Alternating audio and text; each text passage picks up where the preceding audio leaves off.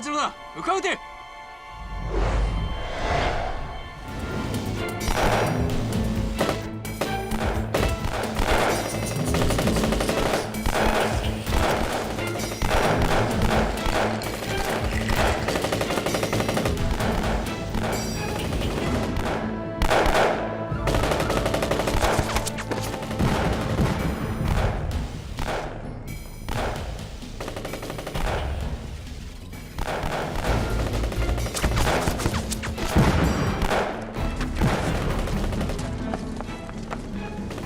没错，弟兄们刚上来就遭到鬼子的夜袭，他奶奶的！今儿，德里，你听鬼子的叫声，情况，鬼子的人数不是很多，活也真他娘的忙。这种声音我以前从来没有听见过，看来这帮不是一般的鬼子。王大爷，你们来了。村长，你怎么来了？情况怎么样？我们组织了2次进攻，都被压下来了。我们已经有6名战士阵亡，10几名重伤了。这样，你带弟兄们下去，这边交给我们。是。哎，不过你们要小心啊。我知道了，你告诉团长，说明有这样的情况，走吧。是。师长，左力分2路包抄鬼子，你从西边，我从东边。好，分头行动，注意配合。走。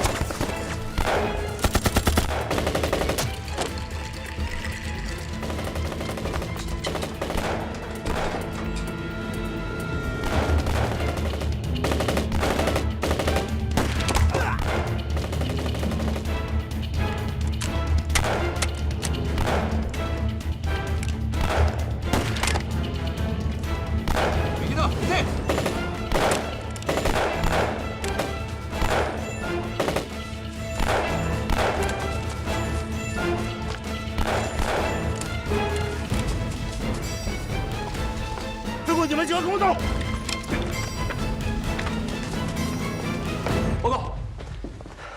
报告团长，石门村一带的2营4连刚刚派人来报，有一小股身份不明的鬼子渗透到石门村一带夜袭，水生和大力那个小组已经和鬼子干上了，目前战况不明。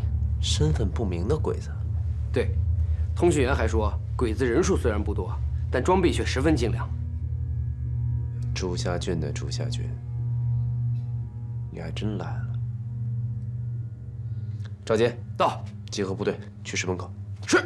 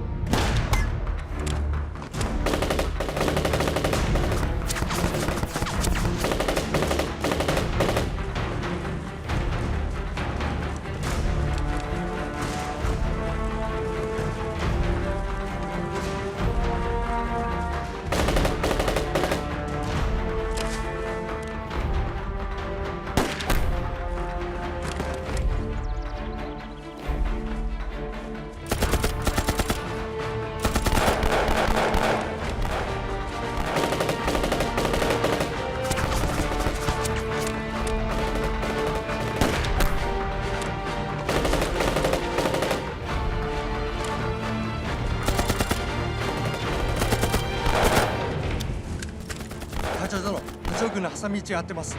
突撃します。ダメだ。現在の状況では我々には無理だ。今回は敵を偵察するだけだ。おい、敵弾頭で援護しろ。続け。急げ。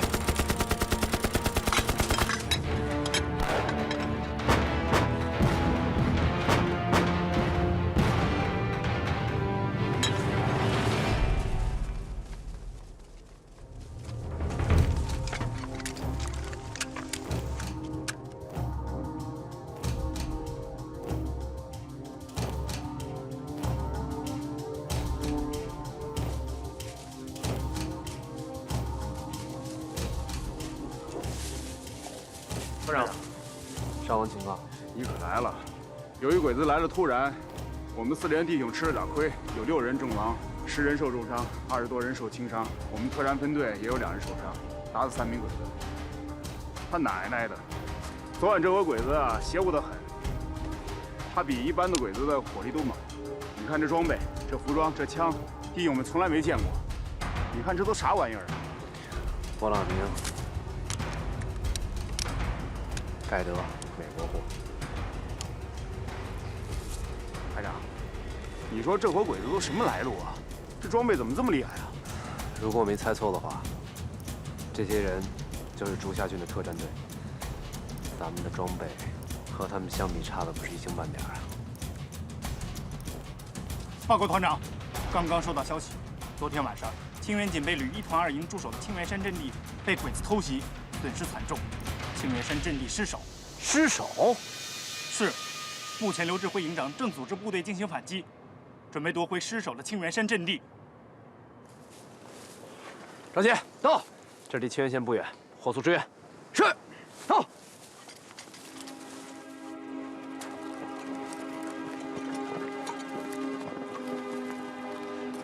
小辉啊，哥来晚了。哥。 你送出的消息已经很及时了，是他们都没有放在心上。这个警备旅1团2营营长自持地形险要，害死了不少弟兄。总之，我们现在的防御态势已经进入了非常不利的局面。小辉啊，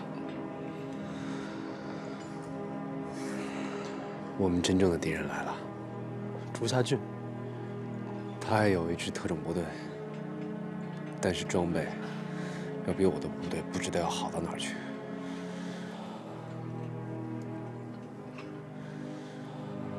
哥，有用得着我的地方，跟我说一声就可以。去看那边的防御工事。竹下，お前勝戦勝利のために乾杯。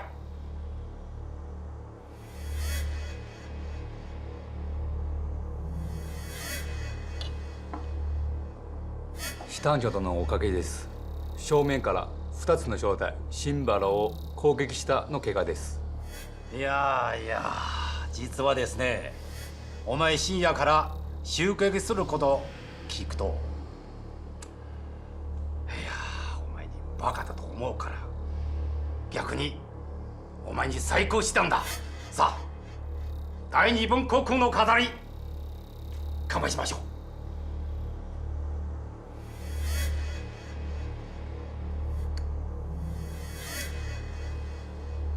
ありがとうございます。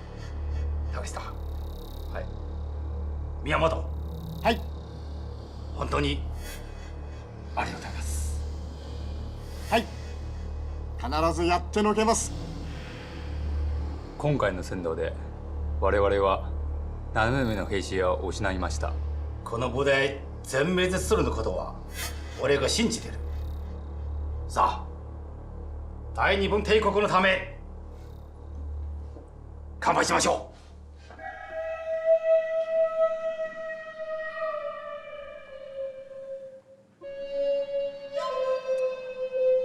う。どうぞ。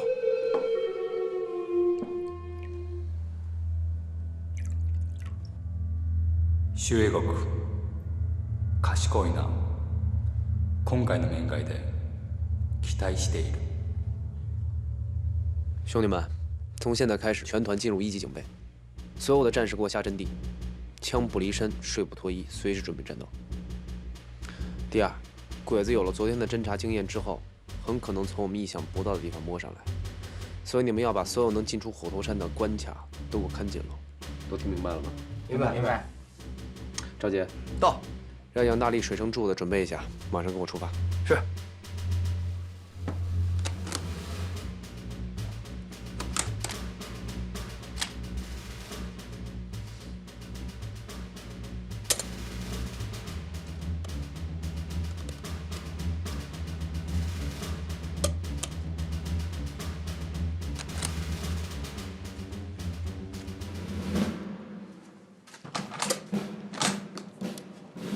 团长，团长，团长，好，都准备好了吗？准备好了，坐下。水生柱子，你们两个后半夜就摸上去，如果发现日军的狙击手，就要干掉他，然后找个隐蔽的地方潜伏下来，监视竹下郡的一举一动。知道。明白。你怎么样？放心吧。还记得咱俩的约法三章吗？记得。不准乱咋呼，不准乱动，还有不准乱笑。好，记着就好。大力，明天呢，机枪就别带了，还有你身上这身装备，也都给我摘了。明天带杆步枪就行了。还有，弹药夹也别带了。排长，这是为啥呀？这机枪可是火力猛啊！你说这些枪这嘁哩咔嚓的，这哪行啊？这我说话你听清楚了没有？不是排长，这听见了吗？站了。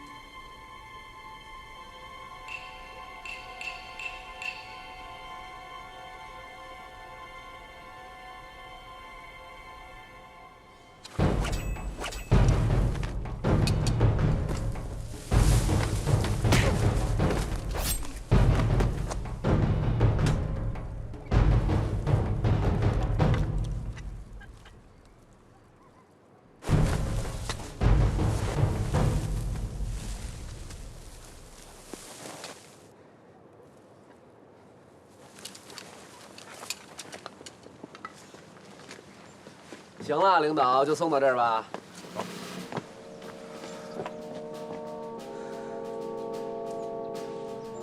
他怎么知道我这次行动的？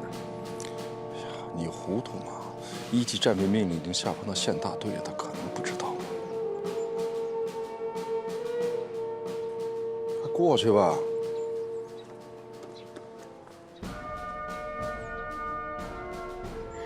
别跟我说没事儿。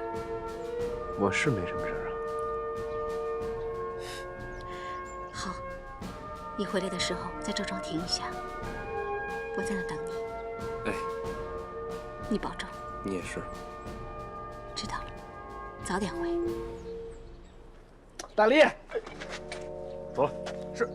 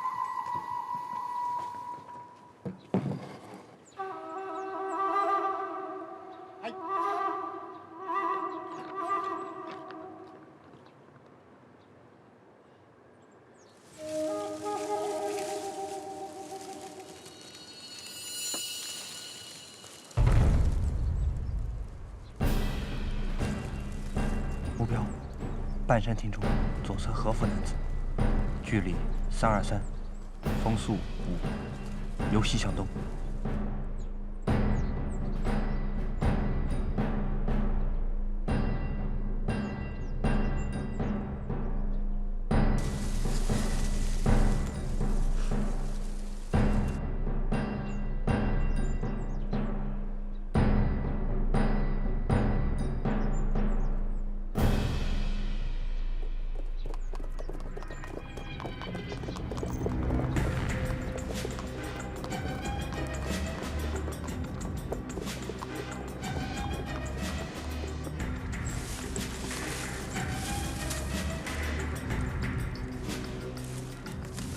团长和大力来了。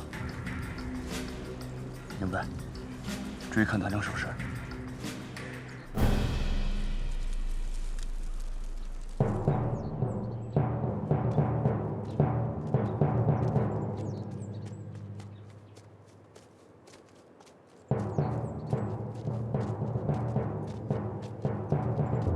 リュウシュ、彼らが来ました。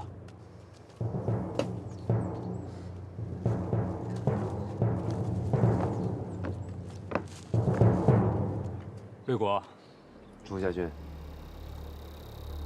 その手どうした？你我都是军人，少一条胳膊算什么呀？戦争の中で一番大切な片手を失ったというのは本当に残念です。这么多年不说日语，我都快忘了。你说的什么意思？我都没听明白。算了算了，你跟我说中文吧。魏国说笑了。当年魏国的日语无比的流利，以至于柏林的日本侨民都以为你是我们大日本帝国的子民呢。还是竹下的中文说得好啊。魏国说笑了。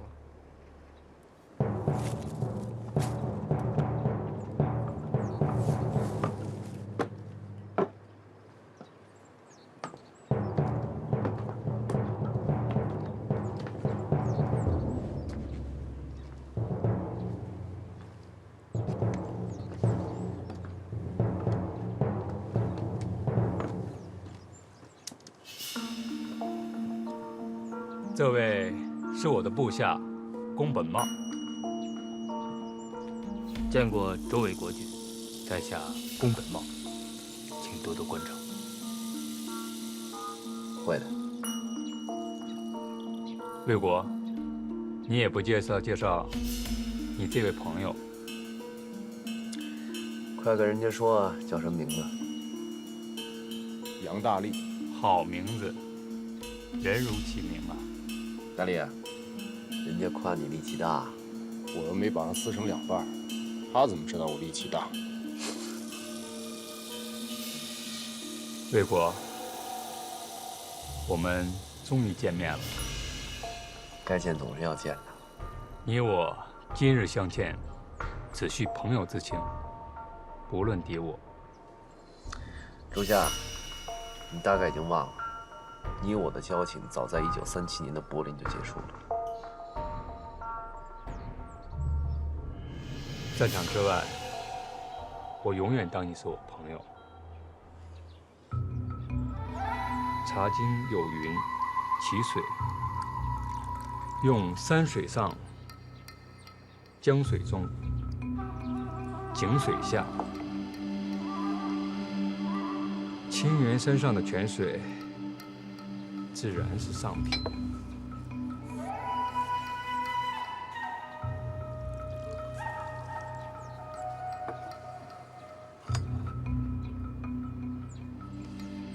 魏国，请用茶。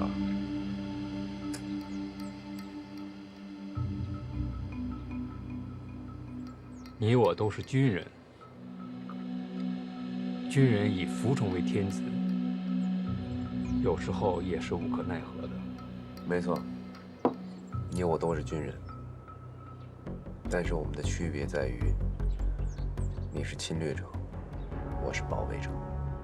我们日本进入中原，是为了把你们从腐败无能的统治者中解放出来，是为了给你们带来民主和文明，也是为了不让你们成为欧美国家的殖民地。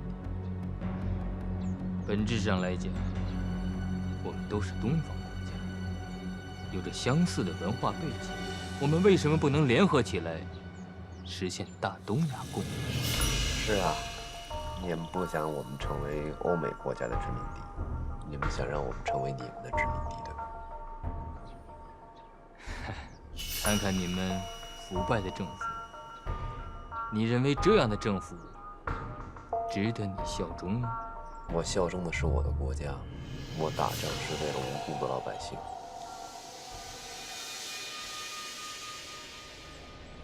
一别5年了，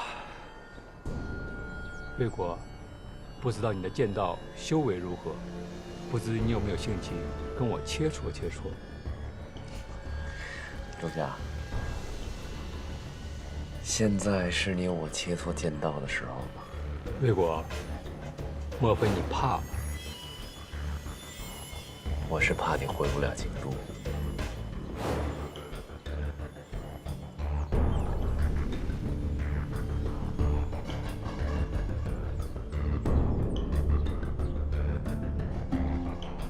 魏国，远来是客，请先选。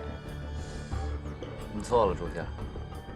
你所占的每一寸土地都是中国的，你才是客。魏国，但愿你在剑道上的修为能比得上你的池峰。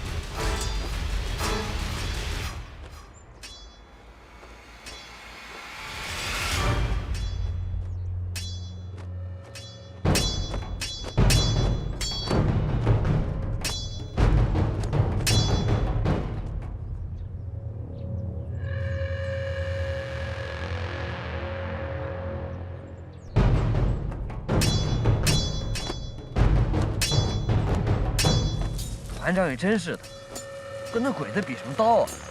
给我们一个信号，一枪过去不就完了？他让这么做，肯定有他的道理。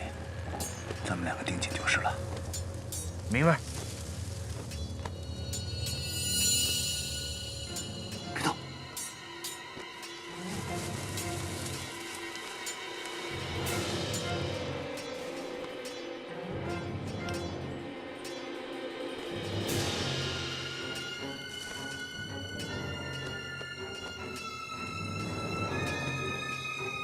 主子，1点钟方向，与咱们等高的山坡上有鬼子狙击手。目标1点钟方向，鬼子狙击手。距离485，风速4，有戏响动。射击目标已确定。等等，先等等。我在山上看看有没有鬼子第2个狙击手。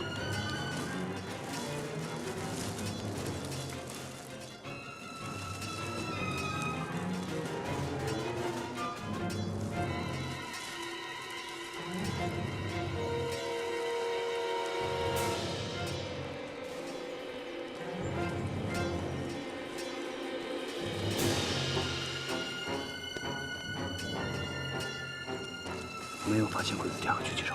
水生哥，你让俺开枪吧，哪怕再不开枪，鬼子会向团长他们开枪。别急，别急。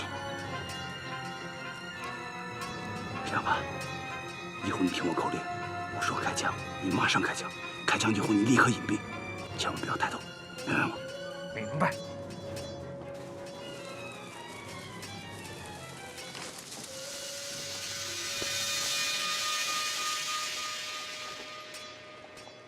开枪！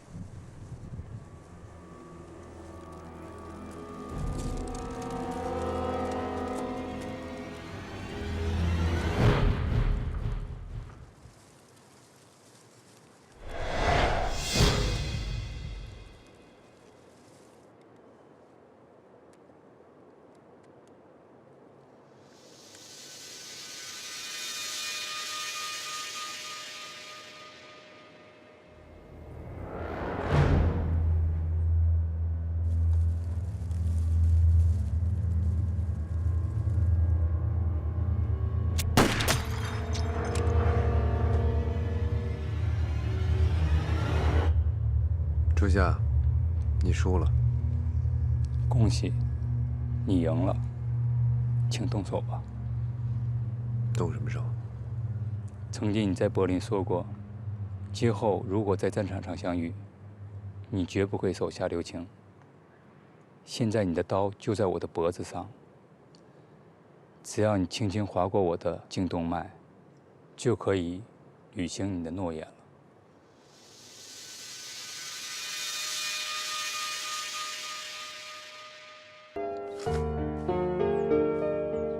初夏，我的剑道是你教给我的，虽我无师徒名分，但是我们中华是礼仪之邦，我不会用剑道之术杀你的。排长，你跟这种人讲什么道义啊？要是我早就一刀把他给宰了。大力，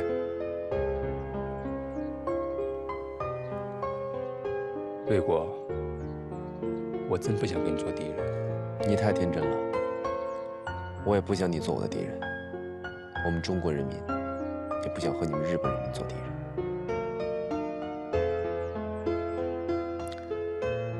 但是现在你确实是我的敌人，这是一个不争的事实。改日吧，改日战场相见，我定取你的性命。这算不算是约定？这算是吧。魏国，你一定要保留你的性命，我一定会来取的。好，我等你。属下一定极尽所能的。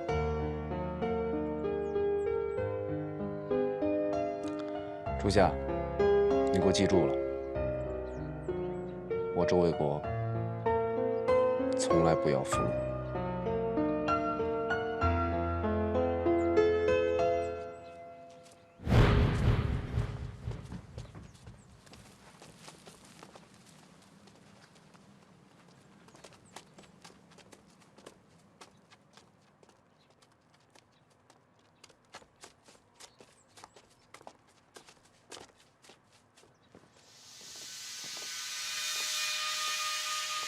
昨日の友は今日の敵。宮本、心配してくれてありがとう。とんでもございません。宮本、何人の支持者を置いてる4人です。間違いなく4人の支持者が亡くなった。すみません。僕の責任です。宮本、お前の考え方はわかる。覚えておけ。我々の目標は周英国だけじゃなく東山の八郎軍だ。はい、わかりました。周英国という人物はどう思う？周英国は普通の人間ではないと思います。君は情報屋だろう。ちょっと彼のことを判断してみろ。周英国はわざと弱さを見せている。彼は日本語を忘れたと言ってもそんなはずはありません。作戦の時にそれが役立つことを知っている。それは確かにそうだな。私も中国語は忘れることはできない。閣下、僕の判断からすると彼と共に来た兵士たちは一つの玉箱だけでした。古藤さんの弾薬は見たところかなり足らないと思います。玉箱の装備も間違い、おそらく兵士の訓練期間も足らないと思います。あの兵士たちは周英国を中隊長と呼びました。以前は国民党の軍人でしたが、ここから八郎軍の遊撃隊に受け入れられるまで時間がかかるはずです。また今までの戦いはほぼ小規模のもので、ここからも古藤さんの八郎軍の遊撃隊には装備の数も兵士の数も十分でないと判断することができます。今回は彼からいい情報は何も得ていない。実はそうではない。周英国いいことやってくれたな。团长究竟怎么想的？怎么就这么放过这两个鬼子？你也不想想这是谁的地盘？咱们俩要是把这两个小鬼子给干掉了，团长咱们能安全离开吗？也对，我想的没你多。团长的安全就落在咱们两个身上了。只要团长没有进入刘营长的防区，咱俩就得盯紧这两个小鬼子。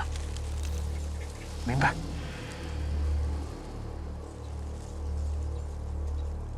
我々の突撃隊は装備の面で有利に立っている。しかし少人数作戦経験は周英国に負けている。彼の突撃隊は効立してから我が軍と交戦している。だから犠牲経験は裕福である。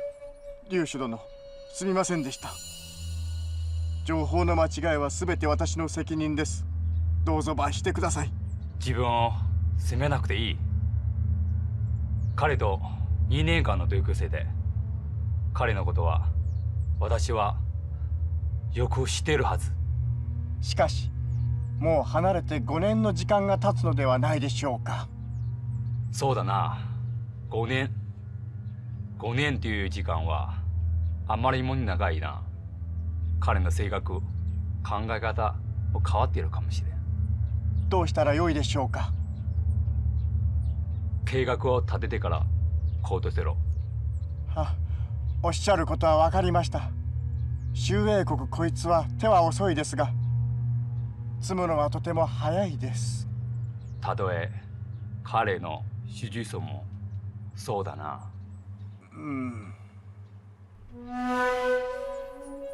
对面的朋友，多谢手下留情。手下留情，想得美。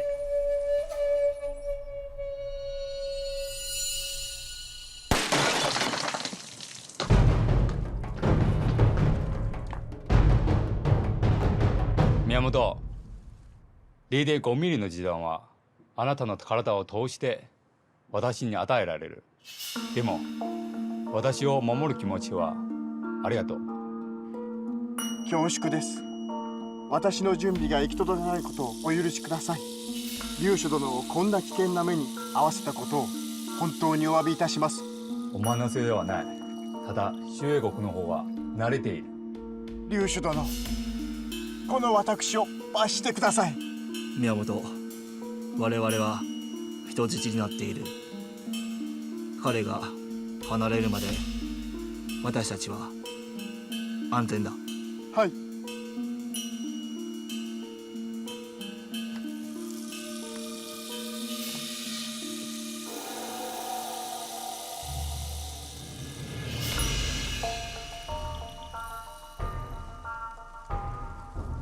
柱子，我估摸再过半个钟头，团长就能进入刘营长的防区。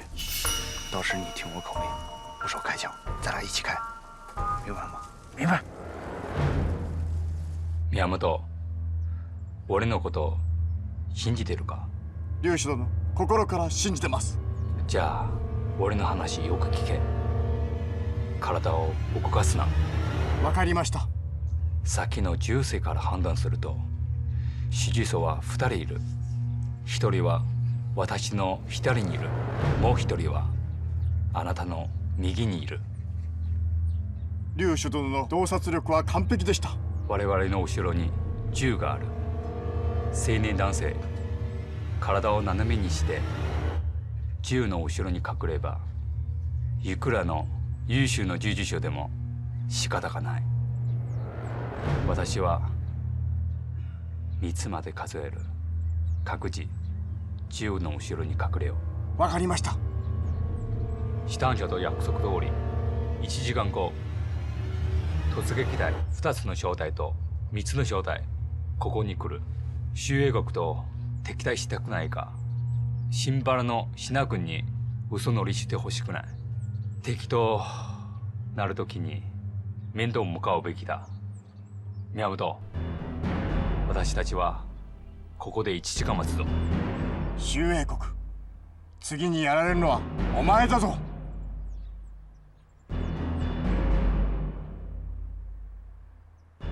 3、2、1。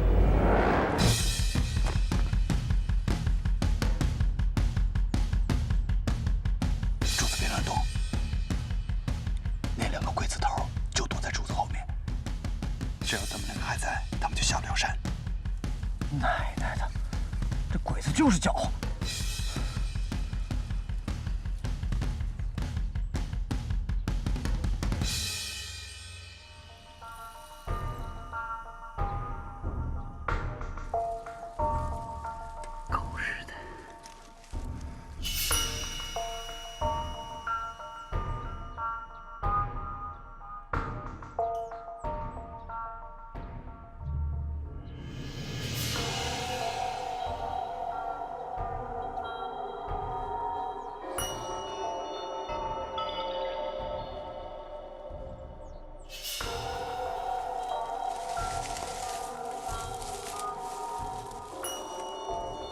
团长他们已经进入刘营长的防区了，咱们撤。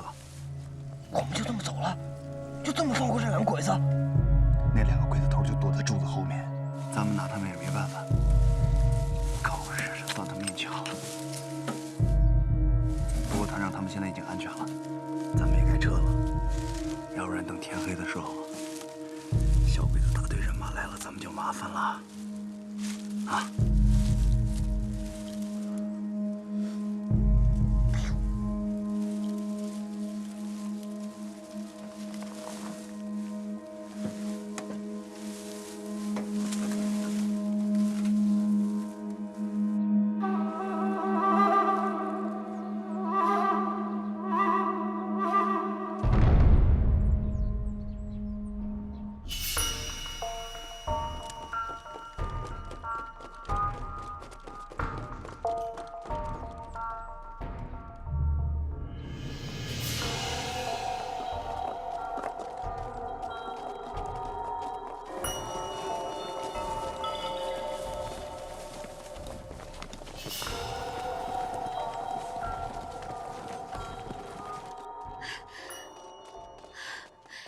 你们可回来了。不是跟你说没事吗？没事归没事，以后少让人这么担心。好了，先去县委吧。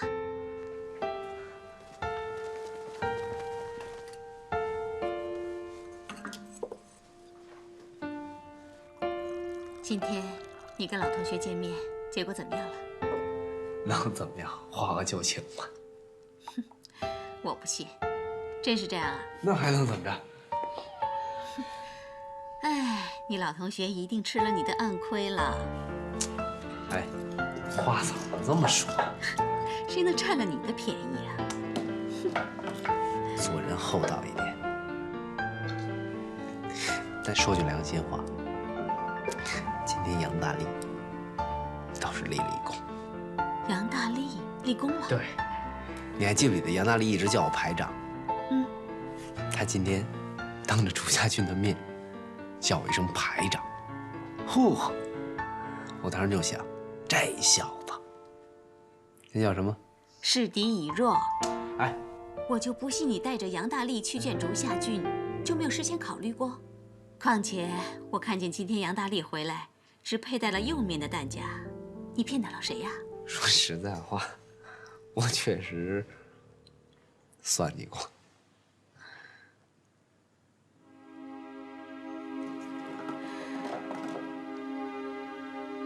怎么了？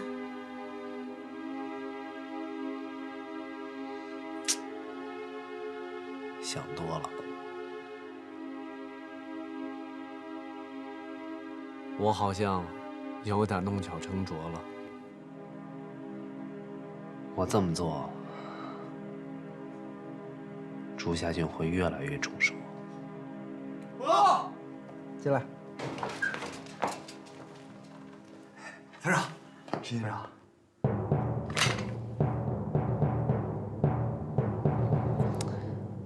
这些东西归你们了，休息去吧。是。进来。これは20人の有志の命で私たちに教えてくれた。皆さんは大日本帝国の優秀な軍人だ。優れた突撃隊になれるかどうか大きな声で答えてくれ。はい。陛下万歳！陛下万歳！大日本帝国万歳！大日本帝国万歳！大日本帝国万歳！大日本帝国万歳！指揮官殿、実戦経験不足は戦いを通じて補うものです。私たちの次の任務は何でしょうか？新原の品国だ。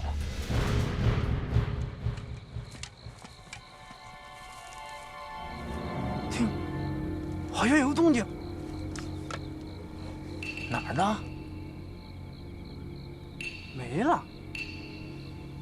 刚才明明好像听见什么动静。你这人怎么疑神疑鬼的？哎，你知道吗？这次鬼子来的援兵可厉害了，二营阵地就是他们给拿下的。听二营活着回来的弟兄说，他们的弟兄很多都是睡着的时候被敌人把脖子抹了的。那些鬼子可狠呐，枪打得准，火力又猛，个个杀人不眨眼呐。你可别吓我，我胆儿小。我也不是为了吓你，咱就是没跟对一个好长官。咱要是跟了一营的刘营长，咱也犯不着这么担惊受怕的。为啥？这你都不知道？因为一营的刘营长是虎头山八路军周卫国长官的弟弟。周卫国？就是那个打鬼子最厉害的八路军长官周卫国啊！虎头山方圆百里，难道还有第二个周卫国？就算刘营长和周卫国是兄弟，那咱们怎么就没事了？嗨，鬼子被虎头山八路军给打怕了，从来不敢主动招惹八路军。鬼子有气儿没地儿撒，只能冲咱国军来了。人家刘营长从他师兄那学了几招对付鬼子的狠招，鬼子也轻易不敢惹他。咱呢，咱营长搭不上八路军这条线，所以就苦了咱这些当兵的喽。哎，早知道老子当初就投八路去。哎，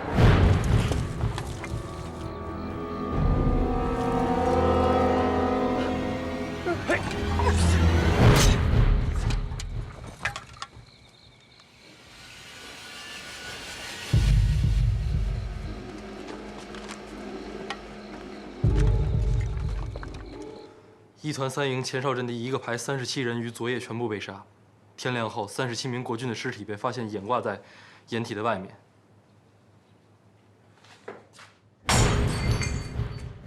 你他妈这个团长是怎么当的？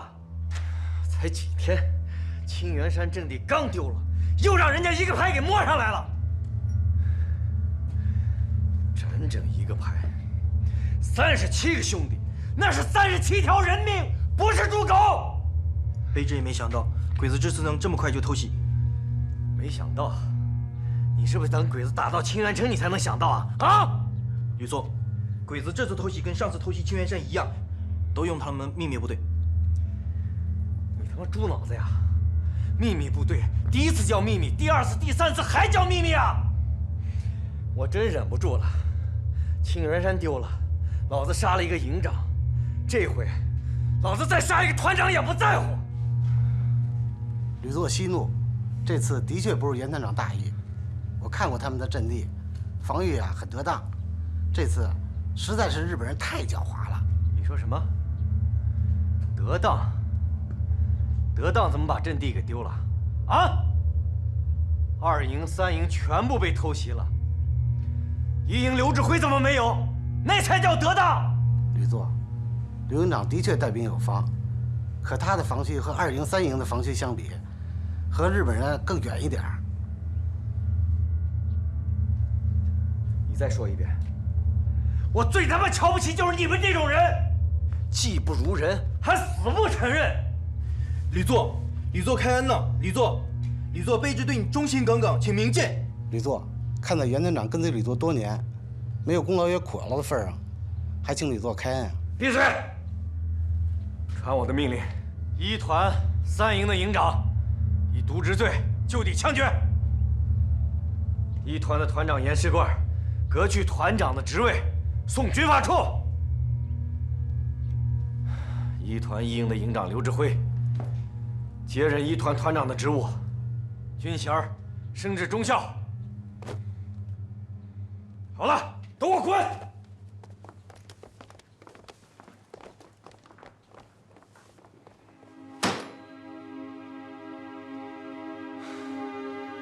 这个仇不报，我周卫国誓不为人。周团长，你也别太激动。这次毕竟死的是国军，不是我们八路军。朋友，国军不是中国人的军队的，国军的士兵不是中国人的，啊，37个中国人死了，你什么意思？我的话倒不是这个意思，我的意思是，这次鬼子虽然偷袭的是清源的国军，但是我们也要加强戒备，说不定下一次鬼子偷袭的就是我们了。张主任这句话说的倒是有道理。鬼子这次偷袭清源国军，就是给我们看的，这是向我们示威啊！朱夏俊这个人，是我们遇到的日军指挥官里面最狡猾的。跟这个人打交道，要提起12分的小心。不过清源国军这次37名士兵被杀，绝不能就这样算了。他们都是抗日的好汉，都是英雄。这个仇是要报的，只是怎么个报法，要从长计议。现在尤其要提到议事日程上的是，密切关注竹下郡这支秘密部队的动向。现在独立团的情报部门由张主任分管，张主任以后的担子会很重，工作也会很辛苦。大家都是干革命工作，谁也不比谁出力少。再说了，情报工作是我的老本行，也说不上辛苦。如果说非要说辛苦的话，那么我觉得莱阳的地下党的同志们比我们都辛苦。我听说，日军现在在莱阳县里进行大搜捕，是吗？没错。昨晚的情报里说，县城外围的2个情报站都暴露了，2名情报员全部被捕了。在受尽鬼子百般折磨后，尸体就挂在城墙上示众。这帮畜生！还好，电台没有暴露。不过情报里说，这次竹下郡很有可能带来了新的无线电侦测设备。昨晚电台开机后不久，鬼子的无线电侦测车就出现在附近的街道，电台转移了几次才把情报发出去。所以，地下党的同志建议，今后要大大减少我们的无线电联系。情报站暴露后，负责围捕的也是竹下郡的手下部队。我们的2名情报员身上本来是有武器的，可还没等还手，就被竹下郡的手下活捉了。又是这个竹下俊，这个人很不简单啊！来了没多长时间，就给我们造成了这么大的压力。但是压力再大也要克服，我们绝不能让竹下俊掌握了主动权。报告团长，清源警备旅刘营长来了，正等在村口的会客室。领导，我去看看小慧。好，去吧。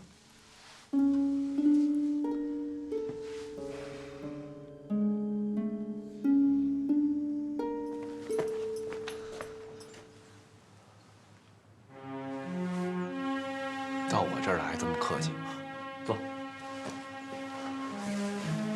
小慧，你们的事我听说了。 37个弟兄就这么被鬼子杀了。我看过他们的尸体，都是一刀毙命，来不及反抗。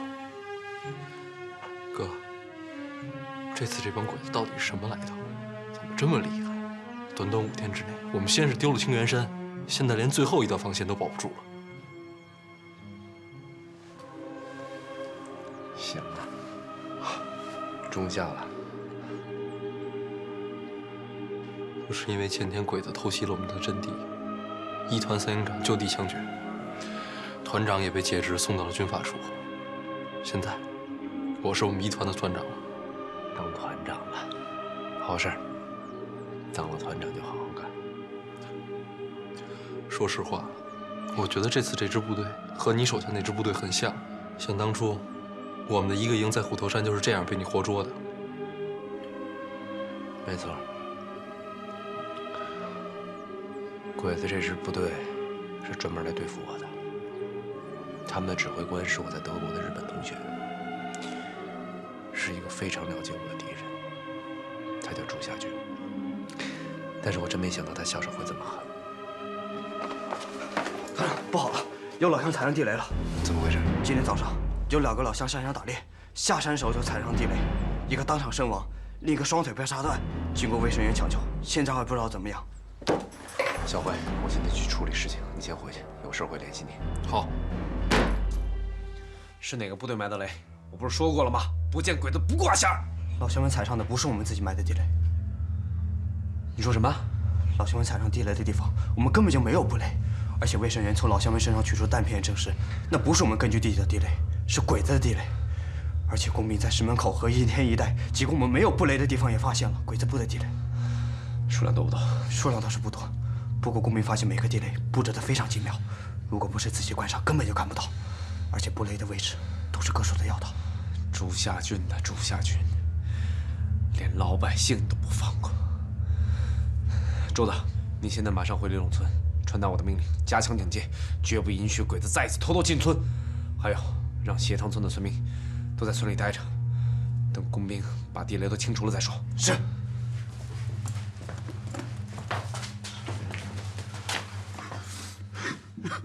排长，昨天晚上我们一营在偷越鬼子封锁线的时候，遭到鬼子的袭击，被给发现了，阵亡9人，重伤16人，部队被迫撤退。这是怎么回事？这几天鬼子下手太狠，我们本来就是想偷袭一下，可是没想到我们在偷越鬼子封锁线的时候。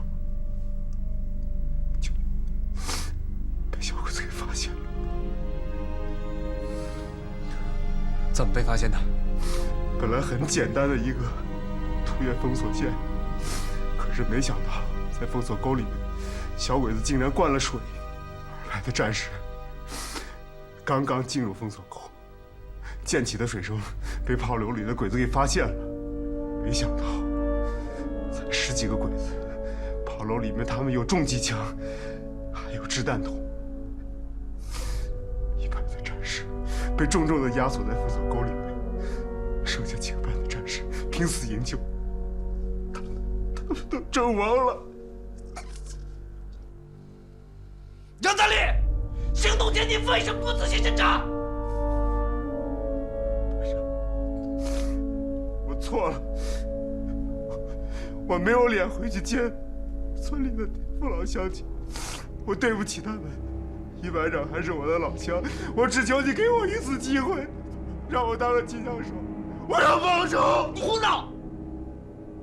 我们他妈独立团什么地方？做买卖的集市啊！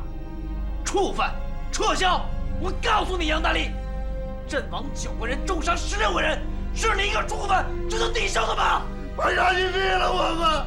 杨大力，你他妈是个混蛋！我他妈告诉你，杨大力，处分你，我一定会处分，但是要在老子端了鬼子跑了以后再说。你现在的任务就是回你的一营去，给我带好你的兵。我告诉你，我下午会亲自去一趟你们营部，听清楚了吗？不信任我们一营了。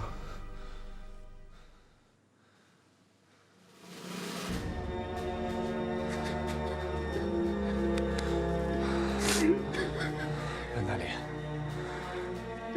你是我周卫国带出来的兵，你是老3连的兵，别他妈给我丢人，别给我失望，听清楚了没有？听清楚了。哭他妈什么哭？擦干眼泪，回营部。是。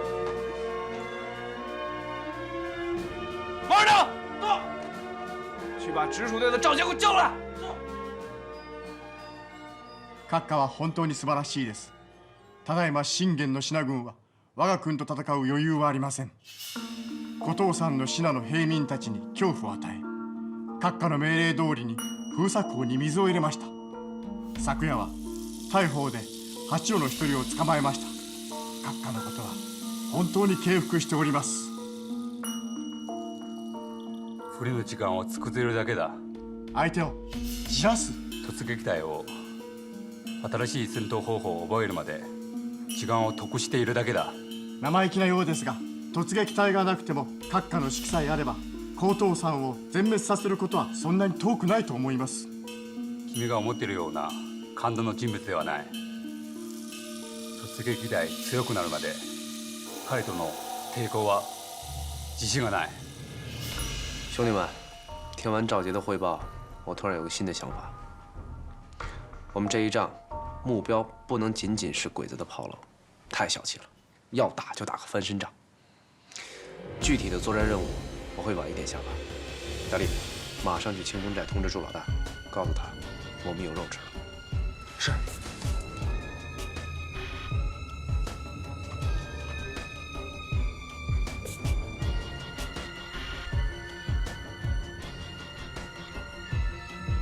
阿强。是。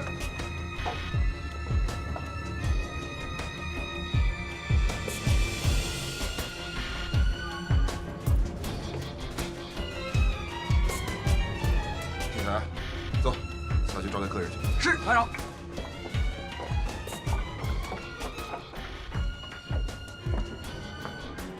杨排长，认识一下，周卫国。周文，周文，周长官大名，今日一见，真是闻名不如见面。袁排长过奖了，袁排长可谓是身在曹营心在汉呐，忍辱负重。你的功劳，我们八路军是不会忘记的，我们虎头山的老百姓也是不会忘记的。周长官言重了，我袁大刚当初猪口不如，忘了祖宗，当了汉奸。要不是周长官给了一次改过自新的机会，我早已经成为贵军的刀下亡魂了，死后还要受尽唾骂。周长官，您这边有什么吩咐，尽管说，我袁大刚在所不辞。哪怕是您现在让我拿上武器和鬼子拼命。哎，袁排长，跟鬼子面对面作战那是我们的事儿，我们这次来，就是想从您这儿借个道。周长官怎么说，我们就怎么做。我兄弟37条命，早已经卖给八路军了。好，袁排长，我还真有件事儿想请你帮忙。请说。我需要你身上的衣服。衣服？对，就是你们身上穿的这种衣服。周长官的吩咐，我绝无二话。我这就让兄弟把洗好的衣服拿过来。哎，周长官，你们是不是要去端北边鬼子的炮楼啊？袁排长，你为什么会这么想？听说昨天晚上贵军在北边鬼子炮楼那儿吃了亏，我想，以贵军的形势，不可能轻易的放掉鬼子那个炮楼。通知部队，计划有变，原地待命。是。袁排长，谢谢你。啊，走。